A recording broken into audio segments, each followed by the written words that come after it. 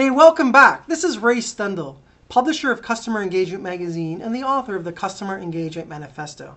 This is video 3. We've gone over an overview of what this video series is about.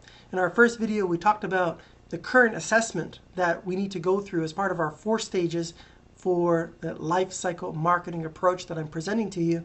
And now we are looking at phase number 2. It's all about attracting hungry buyers to you. So in this section, we're going to go through and break this down into stages. So stage number 1 is all about targeting. So when we think about targeting, the first thing we need to do is get really clear on our positioning statement. What is it that we want the market to remember about us? How are we unique? How are we different? How do we solve a specific problem for a specific group of people who are motivated to solve their problem? That's really, really key for you to zone in and understand. Now, as part of this process, one of the things I like to suggest is you create a customer avatar. This is really important so that you can focus your marketing message and everything that you do in your company around exceeding the expectations of these fictional characters. That's what a customer avatar is. So in order for you to do this, I need you to take some time to really break down who is the customer that you want to talk to and what tribe are they a part of. You heard me correctly, tribe. There are as many different associations that we have in day-to-day life. And by being able to understand what groups people are a part of, in addition to the individual characteristics that make up that individual, but also the group that they are a part of, we can derive certain things that can help us in how we communicate. Let me give you an example. Let's suppose that you are somebody who is interested in targeting the fitness niche. Okay? Well, I'm going to show you something that's a brand new product right here. I don't know if you can see this, but see this bracelet over here?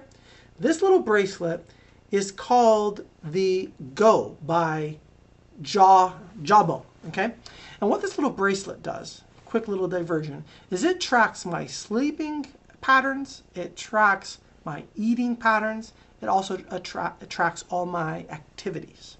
So if you are, for example, this company and you want to market this solution, you need to create an avatar of who it is that you want to go after and what tribe are they a part of.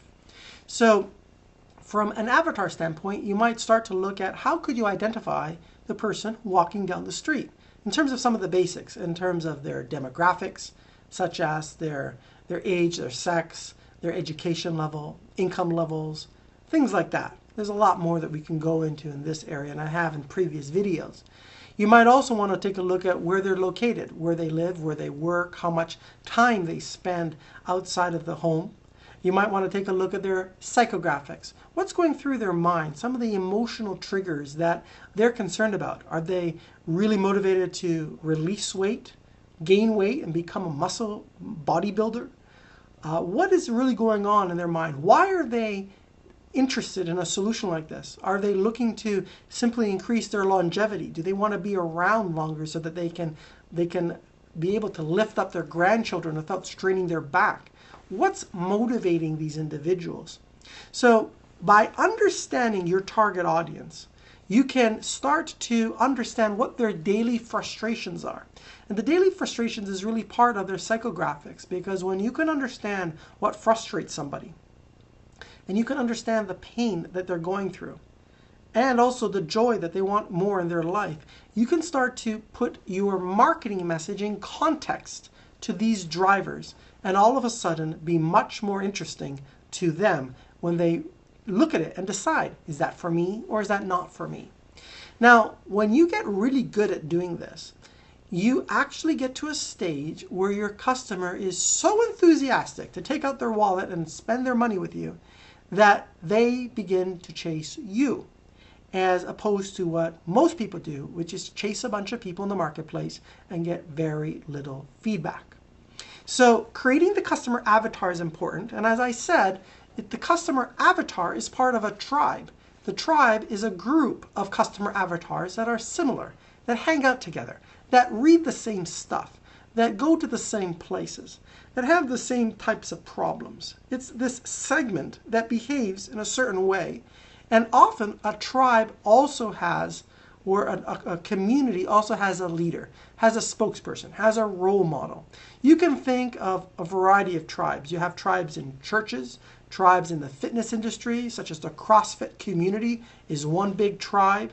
The vegan community is another big tribe. They have certain authors that they read, that they watch, that they go to certain seminars. I want you to think about who is the tribe that you focus on and who is the avatar that you focus on. So the next part of this equation is looking at the problem that you solve. And I really want you to start thinking in terms of transformational content. Content that adds value to your prospect, irrespective if they buy or they don't buy. I really want you to get that. It's so important that you get that, because most of your competition is too lazy or too busy or just doesn't have the awareness to understand that marketing today in many ways is about training, especially if you have a complex solution, especially if you don't have a brand that everybody acknowledges and knows. You have to do a lot of education, but before we can get to the education section, we need to be able to target and think about transformational content that adds value to your prospect. And then also think about where do they hang out, and so that you know how you're going to get your message in front of them. All right, stage number 2. So stage 1 was all about targeting. Stage 2 is all about attracting interest. So how are you going to get people to know about you? Well, there's so many different ways you can do it. You can do it through word of mouth advertising, search engine optimization. You can put transformational content on social media sites, your blog. You can put ads and use pay-per-click advertising where you are paying for someone to click on your ad to go and check out what it is that you have to offer. You can do it through press releases, events, direct mail, directories, and other traffic generation strategies to get people to know about who you are, what you do, how you can help them move from where they are to where they want to go. That's what this is all about. So stage number 3 is all about being able to collect leads. Now, if you don't have a way right now to collect leads on your website, or if you're using a manual approach, fine, but you have to have a way of automating the process of collecting information in exchange for giving away some information.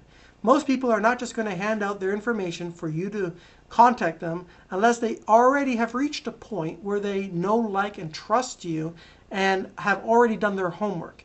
In most cases, you're going to need to go through an education cycle with them. That's why it's so important for you to use a lead magnet. A magnet, which is ultimately it's a piece of content or an offer that solves a specific problem to a specific audience that somebody is willing to give you their name and email address in order to receive.